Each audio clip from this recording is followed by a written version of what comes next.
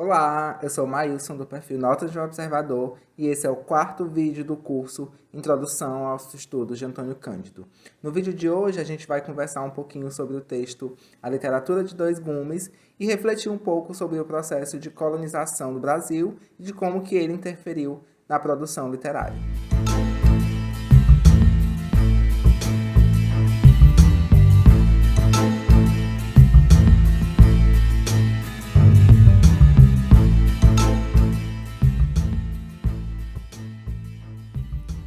Na aula de hoje, a gente vai conversar um pouquinho sobre o Literatura de Dois Gumes, que é um texto que está inserido no livro A Educação pela Noite. Nesse livro, a gente vai encontrar outros textos tão importantes quanto esse, incluindo o Ato Crítico, que eu já falei sobre ele num vídeo que vai estar aqui no card. E nessa obra, a gente vai encontrar uma série de textos e publicações que o autor converteu a partir de palestras que ele deu direcionado para o público estrangeiro. Então, foi uma forma que ele encontrou, né, de reunir todos os seus textos, onde ele apresenta a literatura brasileira para as pessoas não brasileiras, de certa forma.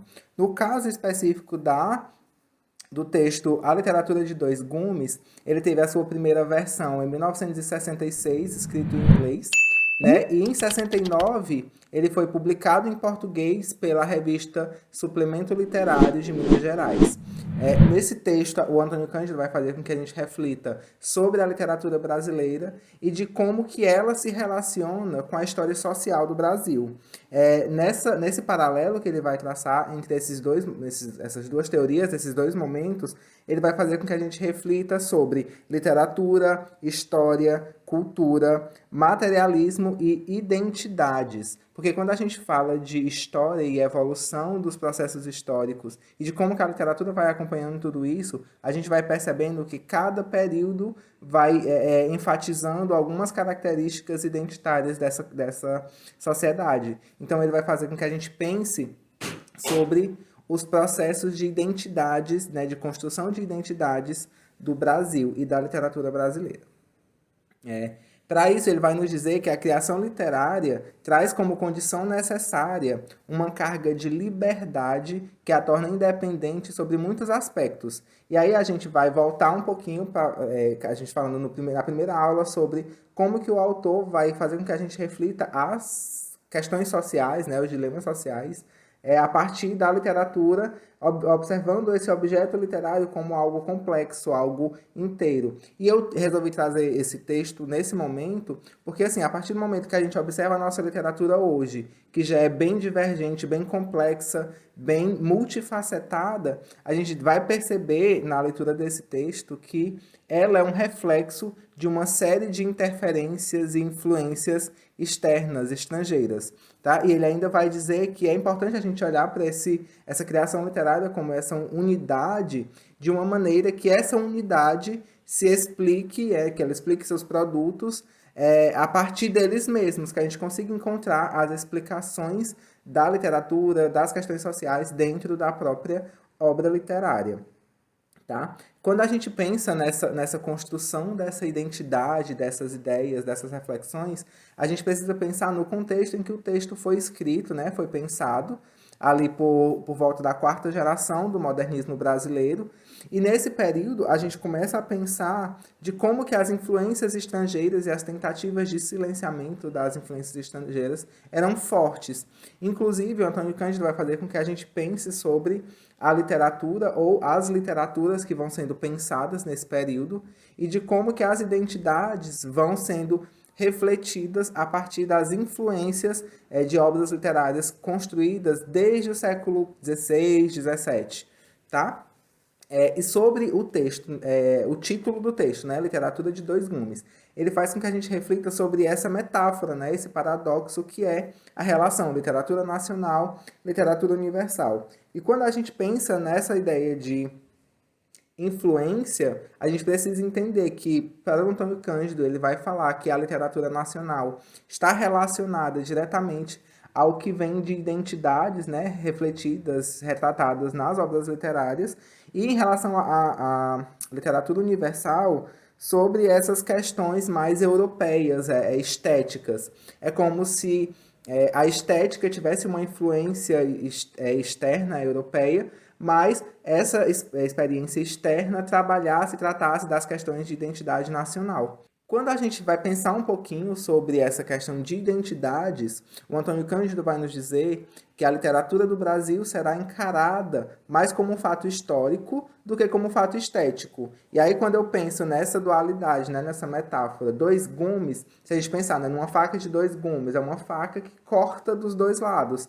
Então, a literatura brasileira, como sendo pensada como uma literatura de dois gumes, ela vai beber das fontes estrangeiras e nacionais. E aí a gente vai pensar nessa obra literária como algo mais histórico do que estético, pois ele vai tentar mostrar nessa literatura de que maneira ela está ligada a aspectos fundamentais da organização social. De como que ele vai pensar nessa estrutura social, e isso vai ser melhor trabalhado na obra Literatura e Sociedade, que foi tema da aula passada. Além disso, ela vai estar relacionada também com a mentalidade e a cultura brasileira em vários momentos da sua formação. E aqui ele divide o texto em 4 momentos, que aí eu vou tentar falar um pouquinho sobre esses momentos, as obras que foram importantes para esse período e qual a importância delas para a construção do que a gente entende hoje, né, século XXI, como literatura brasileira. O primeiro ponto, chamado imposição e adaptação cultural, o Antônio Cândido vai fazer com que a gente pense em como que os primeiros textos literários tinham como referência muito clara, né, essa ideia da padronização do que era consumido dentro das perspectivas europeias. E aí ele vai fazer com que a gente pense um pouquinho sobre essa noção de nação e literatura, né, que vai começar a se comunicar nesse período, e de como que essa transposição, né, de culturas, de influências, vai sendo trazida para a literatura brasileira. Inclusive, ele vai mencionar a questão da tradição de escrita literária, de como que a literatura brasileira começa a compor seus textos, né, tendo como perspectiva a pesquisa da alma humana e das questões sociais, que é um padrão, né, digamos assim, pensado pelas literaturas europeias.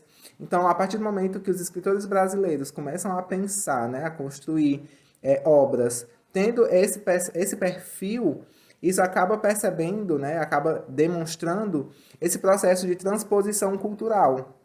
E aí isso vai ser mais evidente quando ele analisa as obras dos períodos e vai mostrando como que essa transposição cultural se dá principalmente por conta das estruturas, né, do processo de erudição dos textos, de como as obras são vistas e escritas de forma mais intelectualizada, mais difícil, mais com uma estética mais rebuscada. E é interessante a gente perceber que, apesar desse processo de transposição cultural, vai fazer com que silencie muitos trabalhos de grupos menores, como os negros e índios. Só no século XX que os textos desses grupos começam a surgir de forma mais clara, de forma mais efetiva, começa a circular dentro das grandes áreas. E é interessante que o Antônio Cândido vai fazer com que a gente pense sobre esse processo de transposição cultural, né? Quando a gente começa a colocar uma cultura sobre a outra, e esse processo de transposição acaba se transformando um pouco mais adiante no que ele vai chamar de imposição cultural, que é exatamente quando uma cultura começa a silenciar de fato as outras culturas. No Brasil a gente tem isso, se a gente olhar para qualquer esfera da ciência, da política, da história do Brasil, esse processo de imposição cultural vai estar evidente. E é interessante que quando ele fala do processo de imposição cultural, ele vai fazer com que a gente pense que foi só a partir dessa imposição, e aí fica uma crítica ao texto, principalmente pensado nos dias de hoje, como sendo esse processo de imposição como algo que consolidou a literatura brasileira. E isso é problemático, porque quando a gente silencia, por exemplo, ele vai falar que em 1757 foi criado um decreto que proibia o uso do tupi-guarani, sendo a língua portuguesa a língua oficial. E aí a gente tem essa imposição cultural e a extinção do que a gente chama de bilinguismo. O português e o tupi passaram de coexistir juntos, sendo o português a única língua, a língua obrigatória. E é interessante que quando a gente pensa nesse processo de imposição cultural, a gente percebe de que, mais uma vez, a gente tem as culturas colonizadoras silenciando os colonizados. E aí, em outro momento, eu vou trazer um vídeo para vocês sobre como que hoje a gente começa a pensar a literatura como uma forma de pensar esse processo de decolonização. Só que isso vai ficar para um outro momento, tá? Dentro desse período, ele vai fazer com que a gente pense um pouquinho sobre grandes obras que a gente conhece hoje, que foram fundamentais para pensar nesse processo de transposição cultural. E as duas principais que ele vai falar é o Uraguaia, do Basílio da Gama, e Caramuru, que inclusive tem adaptações múltiplas aí para vocês darem uma olhada. E é interessante porque nessas duas obras a gente consegue perceber que, apesar de trazer algum tipo de crítica a esse processo de colonização, né, elas têm um tom de ambiguidade, que mesmo criticando a violência da colonização de alguma forma, elas meio que pactuam com a ideia do colonizador. É como se essa identidade de colonização fosse algo a se pensar, tipo, como algo positivo. Antônio Cândido vai nos dizer aqui que dentro desse período, né, essa união de culturas, de influências, ele vai nos dizer que não houve uma fusão prévia para formar uma literatura, mas modificação do universo de uma literatura já existente, a literatura europeia, importada com a conquista e submetida ao processo geral de colonização e ajuntamento do novo mundo. E aí, essa ideia de que a gente vai modificando o universo e refletindo a literatura a partir dessas modificações é que eu acho que é a grande questão desse texto.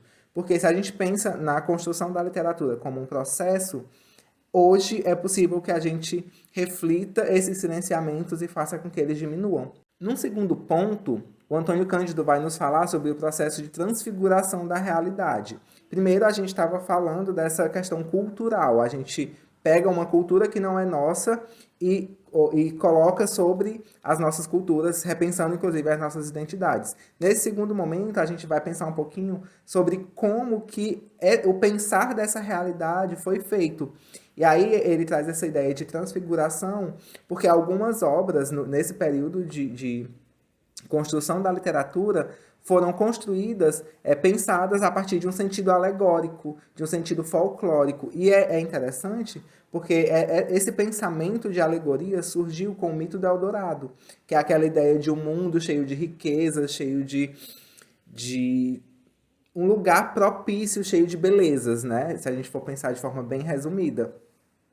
E quando a gente pensa na escrita dos textos brasileiros, se a gente for pensar nas obras anteriores, né, nas obras mais clássicas, a gente tem uma descrição de um Brasil alegórico, fictício, como um lugar bonito, um lugar para ser explorado, um lugar cheio de mulheres bonitas, lugares bonitos, rios, flores, árvores. E essa ideia de transfiguração da realidade, ela acaba sendo intensificada a partir dessa reflexão de forma mitológica. E é interessante que nós temos a influência europeia pensada de forma estética, mas aí as nossas características nacionais, né, se a gente for pensar de uma forma assim, do que tinha no Brasil, é vista de forma mitológica. E aí é onde a gente começa a pensar a realidade de uma forma alegórica. E aí ele vai nos dizer que a imaginação literária transformou a realidade da Terra, porque aquilo que a gente via passou a ser descrito de forma imagética, de forma mítica. E esse objeto acabou sendo submetido a uma descrição objetiva. E é interessante que ele vai dizer que o homem português da época do descobrimento não via contradição nisso, não via problema nessa ideia dessa realidade modificada, já que ele era um sujeito crédulo e cético, aliás, crédulo e crítico, sonhador e prático. Então nós temos essa dualidade de personalidade desse homem português, né, que ele é descrito como uma unidade, embora a gente saiba que existem muitas complexidades a serem consideradas, mas quando a gente pensa nessa transformação da realidade para algo mítico, algo mitológico, é uma questão diferente de se pensar aquilo que é visto e entendido como realidade, como história. Ainda dentro dessa perspectiva, essa realidade sendo transfigurada acabou evoluindo para uma literatura mais didática. Tá, a partir do momento que eu penso em uma literatura mais mítica, mais mitológica, eu entendo que eu preciso descrever, né, tem que pensar de forma mais descritiva, mais crítica, mais racional, esse espaço. E aí, os escritores da época começaram a se inspirar nos cronistas do século XVI, mais classicistas, mais com uma estética mais rebuscada, e começaram a trabalhar nas suas obras questões mais documentais. Inclusive, ele vai nos dizer que, feita a independência política, a partir do momento, né, que existe uma reflexão sobre política, sobre as questões sociais e históricas da época, dificultou-se entre os escritores a ideia de que a literatura era uma forma de afirmação nacional e de construção da pátria. Então, a literatura começou a ser pensada como essa questão mais documental. Então, era importante pensar de forma mais objetiva, mais didática, em como que essas informações históricas e sociais seriam retratadas. E aí, dentro desse período, surge uma obra que é extremamente importante quando se pensa nos estudos da literatura brasileira, que são as que se chama Cartas Chilenas, que inclusive eu pretendo, em um momento mais futuro, fazer um vídeo só sobre esse livro, porque é importante para que a gente pense nesse período documental e de como que a literatura pode ser vista como documento histórico. Dito isso, pensando de forma documental, a gente precisava identificar, né, dentro da nossa história, a origem dessa literatura, dessa cultura nacional.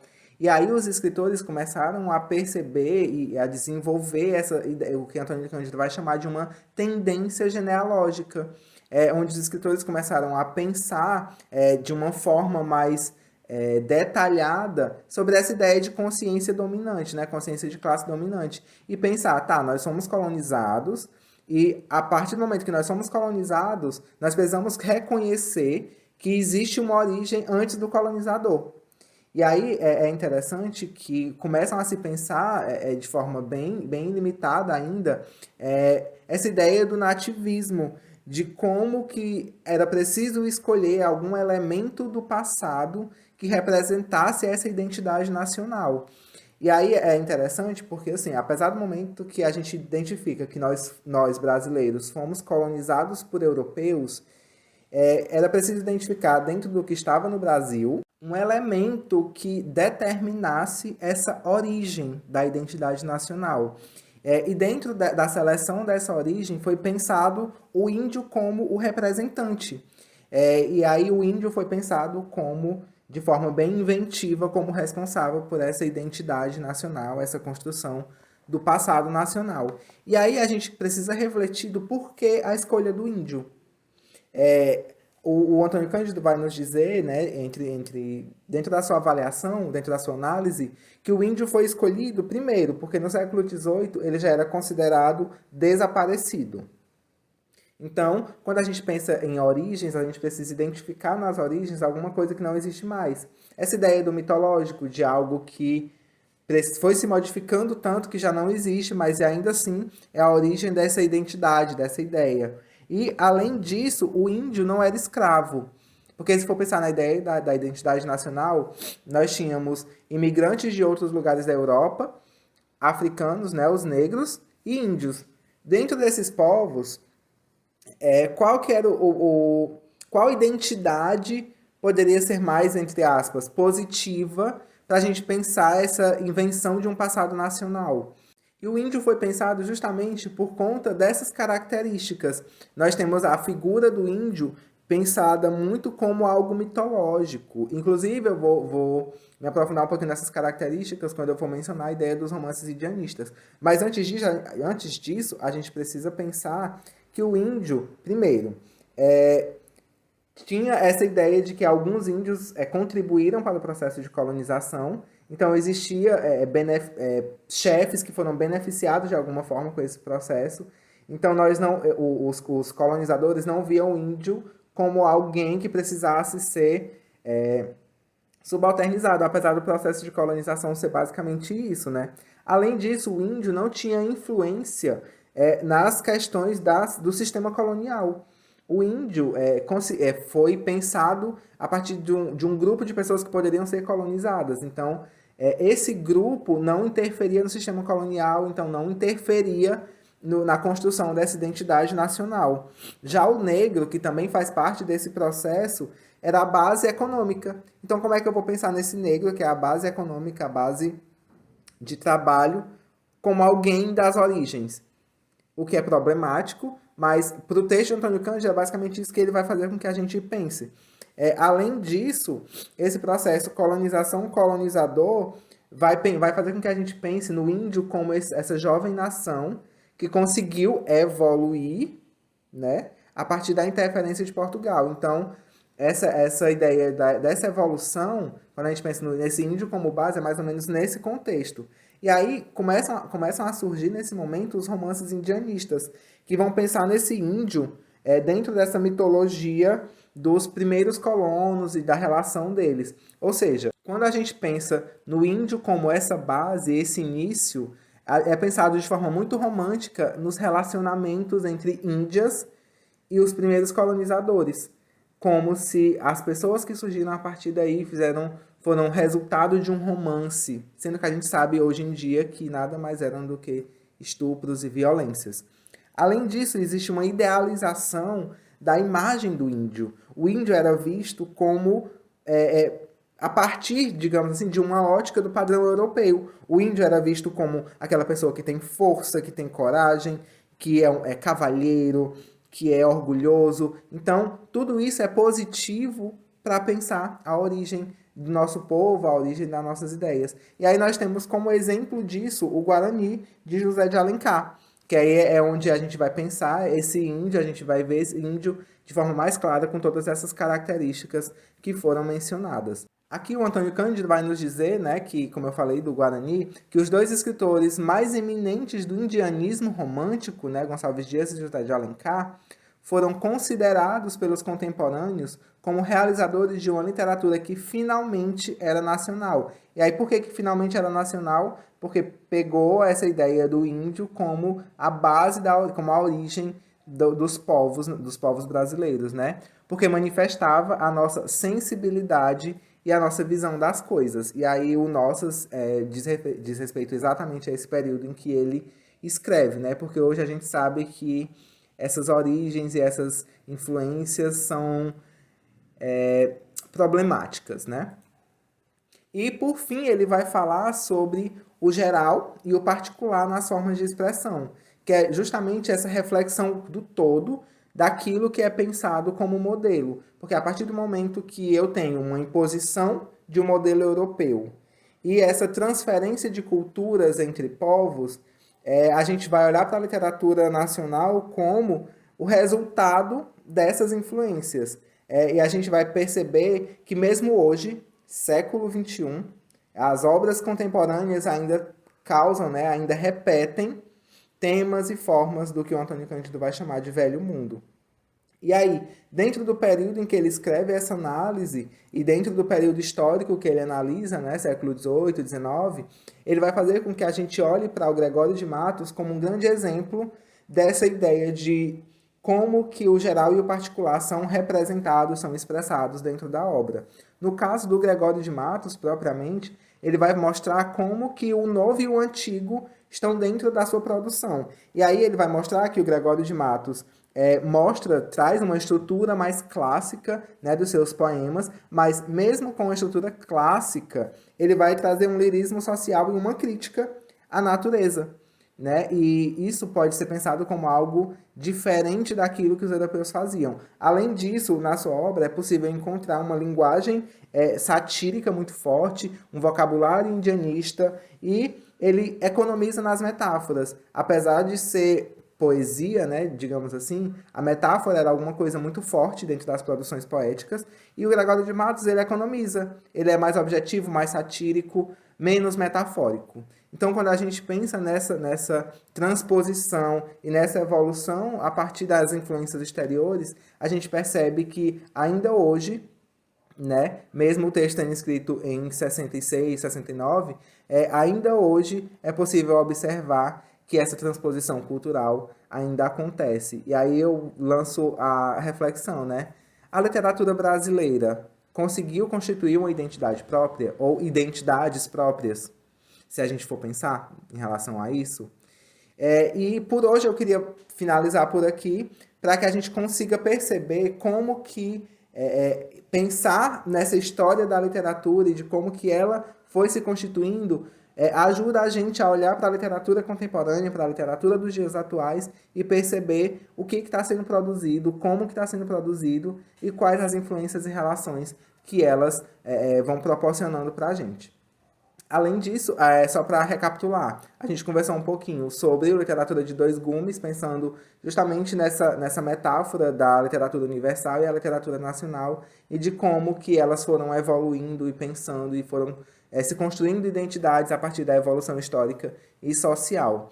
Na última aula do curso, a gente vai conversar sobre trabalhos que foram construídos a partir das obras de Antônio Cândido. Eu vou fazer um levantamento e vou trazer algumas das pesquisas utilizadas, que utilizaram o Antônio Cândido como metodologia, para que eu consiga mostrar para vocês como que esse tipo de proposta pode ser feita, para que eu consiga mostrar para vocês como que o Antônio Cândido, enquanto crítico literário, pode nos ajudar enquanto pesquisadores.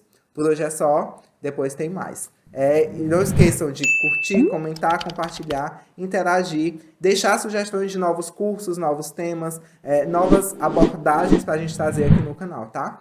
Até mais!